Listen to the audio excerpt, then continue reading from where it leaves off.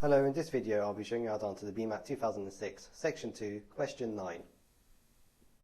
So we have this reaction where we have ammonia plus HCl is in equilibrium with the ammonium salt. And we're given that the delta H of the forward reaction is negative. So we asked which changes will increase the yield of the salt. So before we actually look at the changes, we can see that we're dealing with equilibria here. So the first thing to do will be to recall the Chatelier's principle, because we're going to be bound to use it. So Le Chatelier's principle states that if a dynamic equilibrium is disturbed by changes in conditions, the position of equilibrium will move to counteract the change.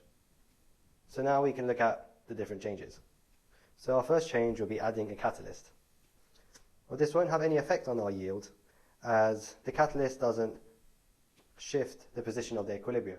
It just speeds up the rate of reaction of the forward and backward. Our second change, adding more ammonia. Well, yes, this will increase our yield of salt, as when we add ammonia, the equilibrium will shift to the right, i.e. towards the salt, to remove the extra ammonia added.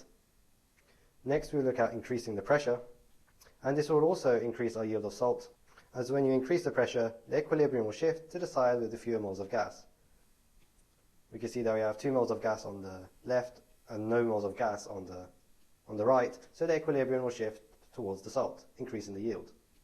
Finally, we'll look at increasing the temperature, and this won't increase the yield of our salt, as increasing the temperature favors the endothermic reaction, as it wants to absorb the heat to reduce the temperature.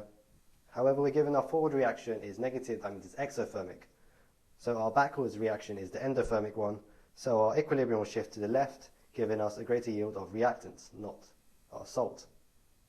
So there's only changes 2 and 3 that will increase our yield of salt, so our answer is B.